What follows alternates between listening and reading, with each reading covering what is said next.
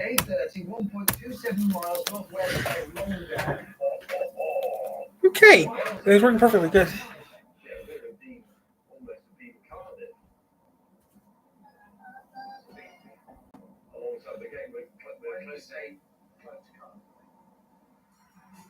The other good news was that because we weren't in Vietnam or anywhere foreign, I had control of the catering. What I'm proposing is this: a bag of crisps each, a sickly sugar-riddled drink, and then a cake.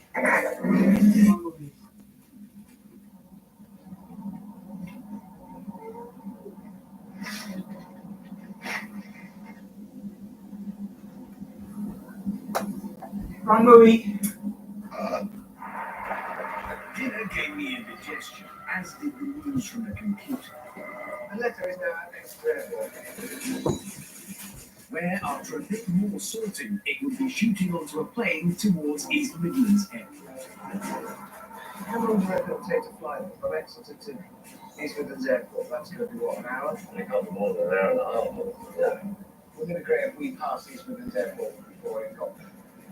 In fact, we've got to. If we don't do that, we're stuffed. Get your toe there. So right now I'm making dinner, which is usually not this late for me.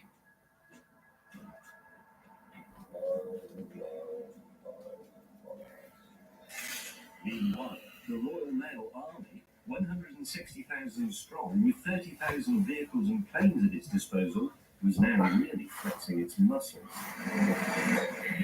Nobody at all doing anything whatsoever. Then you got working on the road, tiny mice that I can't see.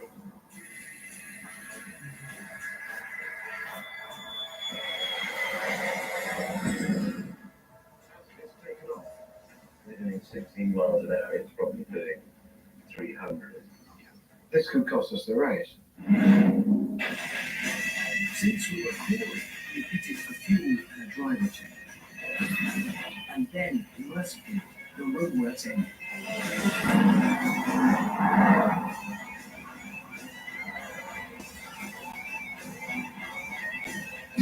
This thing covers miles, and I've nothing on it to leave. What I should do? The seats are excellent, I have to say. You don't know whatsoever about the seats. Simplest question. Does it feel like a Porsche? No. Thus far, it's had a great no. We have as yet owned this motorization. Very true. So we can't arrive at a verdict on this car really until we've done the winding it from the top of Scotland. Just after midnight, the laptop spewed out a mail update. The lecture is at East Midlands Airport. So at the moment, we still have the lead because we were further north, just passing Warrington. We are ahead. Well, we are, but it's going to get on another aeroplane and then it goes cracking all the way to Scotland. It's an immense operation. I mean, this is a big car, but there's nothing compared to the scale of the operation against which we're pitched in. Right now, though, I had a more immediate problem, and it was sitting in the passenger seat. I'm going to take your mind off the journey with some Royal Mail trivia. You absolutely have to. How many addresses do you think there are in the UK? That's a fairly easy one. 12. 12 addresses. I don't know, do I? 28 million. Why is that an easy one? Well, because you know that there are roughly 28 million households. Why would I know that? Because everybody knows that. No, they don't. I don't. How many incidents a year are there of postmen being bitten by dogs? 10. 2,735,000. 5,000. Which monarch? How many of these do you have? James managed to bore me all the way up to the Lake District. But then he was distracted by news from the laptop. It is effectively overhead. The letter is now belting ahead.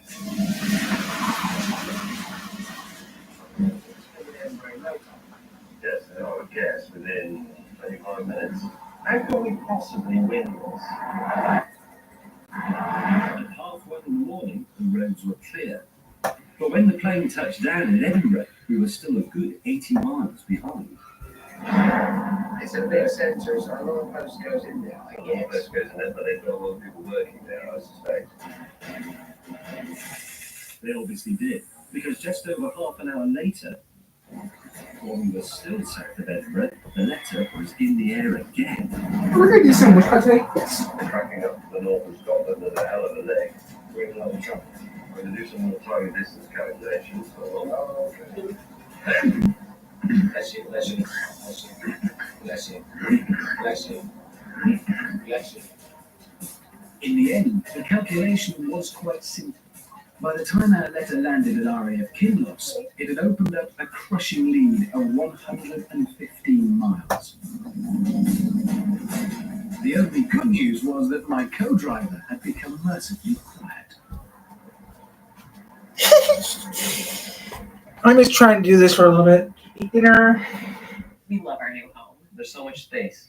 but we have nails. Expired. Expired.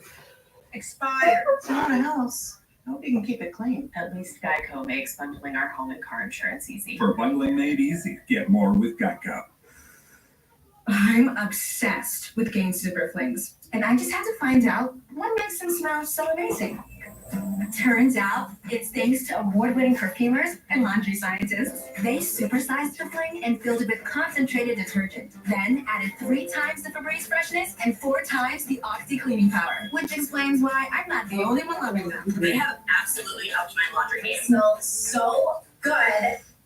Yeah, you really gotta smell this. Subway is the place to fill up on all the good stuff. Every irresistible sub is packed with tons of crispy, crunchy veggies. And you can plus it up with even more fresh flavor with Subway's irresistible signature sauces. And check out all the fresh sliced meats they're packing into every sub, like the footlong BMT with a whopping 54 grams of protein. And now buy any footlong in the app for just $6.99. Great bread, great meat, great sauce, great deals. Get on it, people. Order now on the Subway app. These are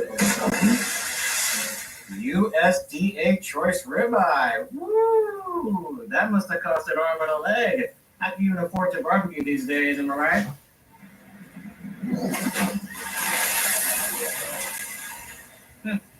Didn't cost that much at all.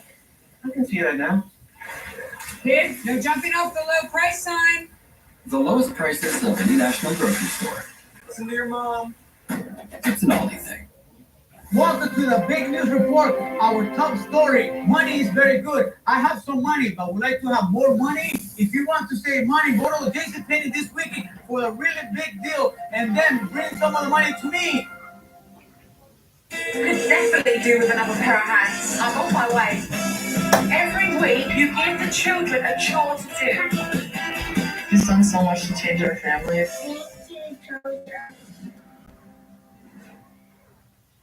A question can have only 2 kinds of answer, right? Wrong. This is impossible. The quiz show that goes beyond right and wrong. Look a bit nervous. Stab in the dark. No idea at all. Impossible quiz show.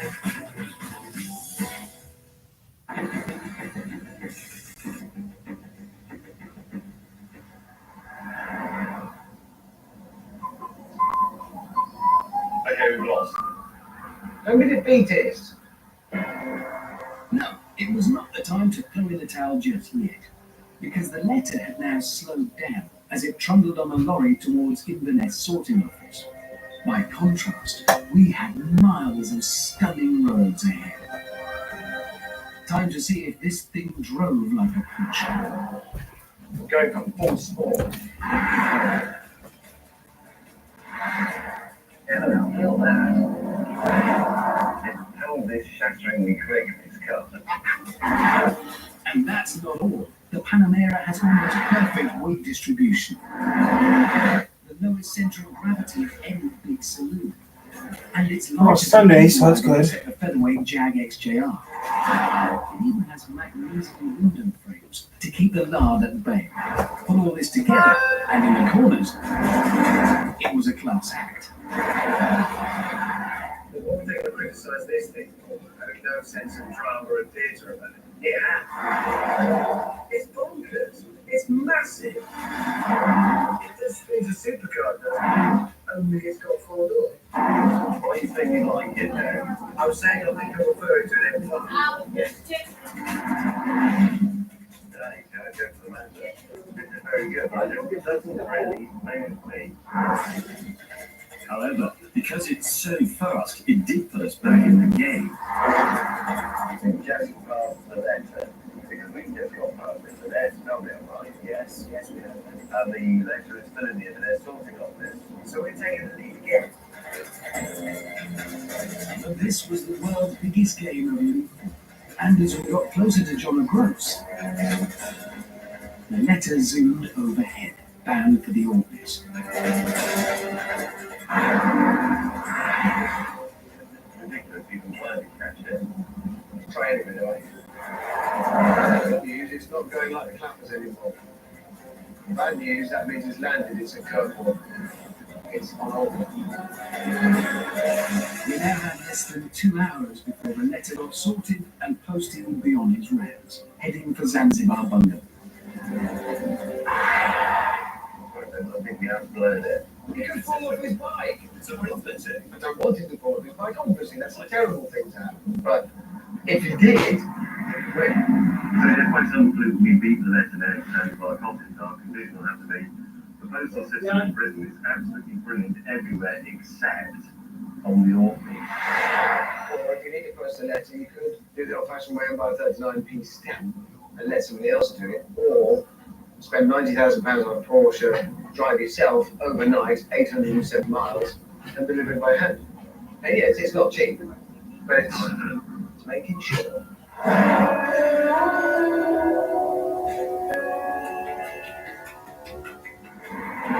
There's a ferry.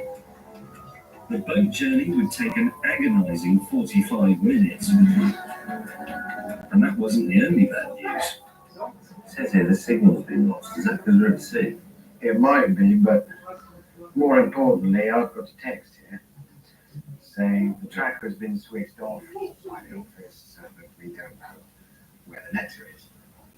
It keeps the tension up. I mean, well, let's That means we've lost, doesn't it? Don't know that. By the time we landed, it was almost 11 o'clock, so we knew that Posty would be on his rounds. Go. It was us in a V8 Porsche against a man in a Vauxhall combo van. This is an annoying time to step in the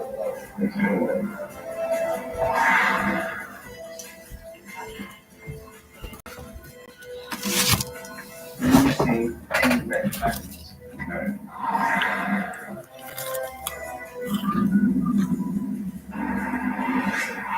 Can you stop driving like such an off? It's not going to make any difference. Driving quickly, that will make a difference in and away.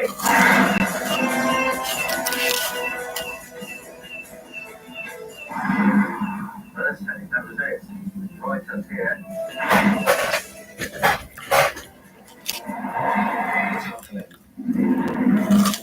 This stress is killing me. Right, that's it there. This is it. It's there to be on the map. Let's just check inside. That means you just have to sit here and wait. It's an envelope. That's Truro 305. That's it. We've looked.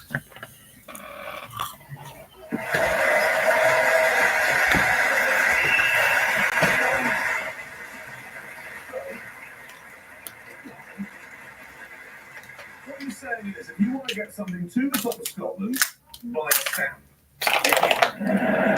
I have to say though, the Queen's head is better looking than this. I don't think it's that bad.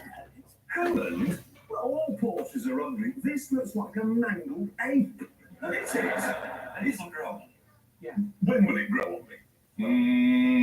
No, it doesn't grow on me. And it never will, James. It never will. So I'll tell you what we're going to do now. We are going to put a star in our reasonably priced car. And my guest tonight has got 3 Olympic gold medals. 3. And unlike the Stig, he didn't steal them after a full-on fist fight with Sebastian Coe. Ladies and gentlemen, Usain Bolt!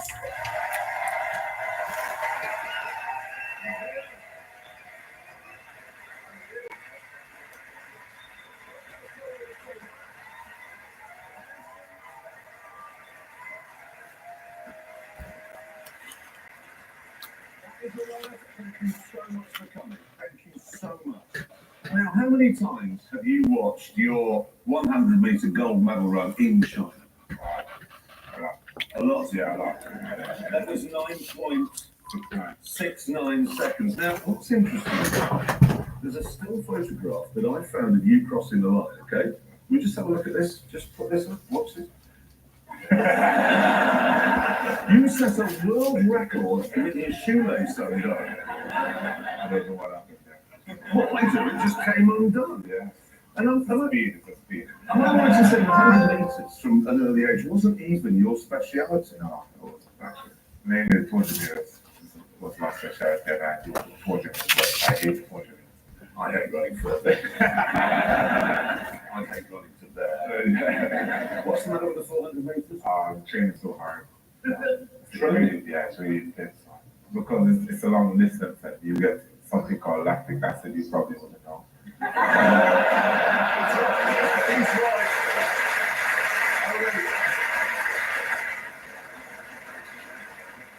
Let me tell you something, Bob.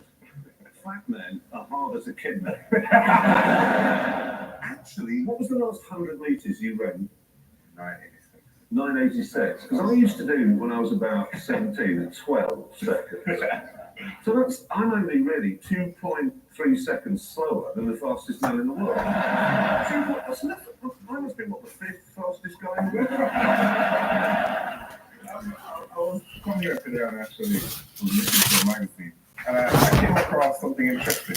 Yep. The sexiest men. Yeah. One of the sexiest men. And you're like, what, 87? And you're not looking so sexy. 87. 87.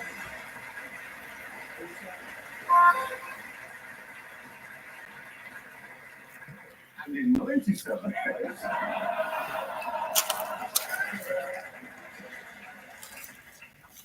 Richard Hammond's not in it. But nor are you. No, I'm just, I can't believe it. I'm in there then, radio, nothing. Now, can you just give me an idea of your training regime in order to be able to just break world records like that? For me, I'm actually like 6 times a week, 3 hours a day. Only 3? Don't let the 3 hours fool you, it's very intense work. Geico's whole 15 minutes thing, that came from me. My first idea was, in 1/4 of an hour, your savings will tower. But that's not catchy. So I thought, 15 minutes, 15%. Serendipity. Geico. Jesse loves playing detective. But since we Eight got o'clock. a sensitive skin, At we 7:56 monster. At first, we thought the problem was our puppy. Look, what's the clue? Or something outside. What the culprit was, our old detergent. So we switched to Time Free and Gentle. It cleans better and doesn't leave behind irritating residues. And it has no dyes or perfume, so it's gentle on your skin. Case closed. They hold up power and phone lines, as well as fiber optic and coaxial cables for television and computer networking. Builders use many different types of pine or fir trees to make utility poles. In the U.S., southern yellow pine is the most popular choice. Foresters select trees that are 10 to 20 inches in diameter and at least 30 feet high. They look for a straight, healthy trunk with few limbs. The foresters mark the selected trees with spray paint. Then the tree harvester saws them down at the base. After the loggers saw off the limbs and cut the trees to a specified length, a log truck delivers the poles to the mill. There, a truck scale weighs the load. Then workers ticket it with a tracking number. The truck enters the yard and the poles are unloaded into piles. A loader feeds the poles to a debarking machine.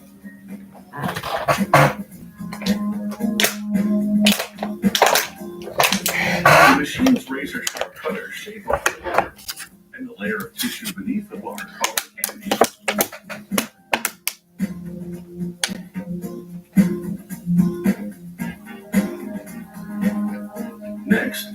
saw trims 1 inch off the bottom of the log to make it square.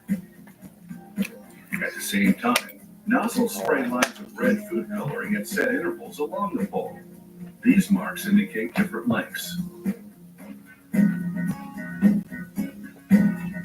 Another worker inspects the quality and measures the circumference. This assessment determines the wood's class. He marks the length and class on the bottom of the pole.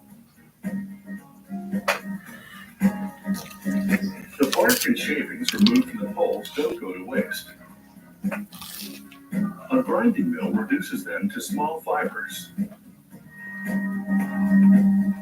The factory uses those fibers to power the boiler. The fire in the boiler will produce heat, which drives the poles. After the poles have been sorted by length and class, loaders stack them on large trams. They place spacer sticks in between each pole to allow air to flow around them. Then the loaders push the trams into a large kiln. The steam from the boiler flows through the trams, heating the inside of the kiln to 200 degrees Fahrenheit. Large fans blow the hot air around the poles for 3 days until the wood is dry. When the poles come out of the kiln, workers brand them with product information. Next, they cut a flat surface on one side of the pole.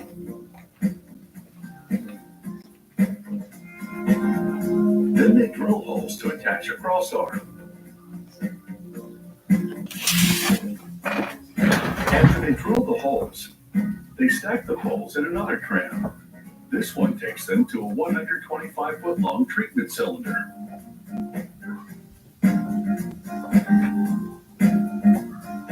They lock the door and vacuum all the air out of the cylinder. They fill the cylinder with a liquid that's 98% water and 2% chemical preservative. The preservative is a mixture of chrome, copper, and arsenic. Once the cylinder is full, the pumps start running to pressurize the liquid, infusing the wood with the chemical solution. The 2-hour process leaves the wood resistant to rot. Fungus and termites,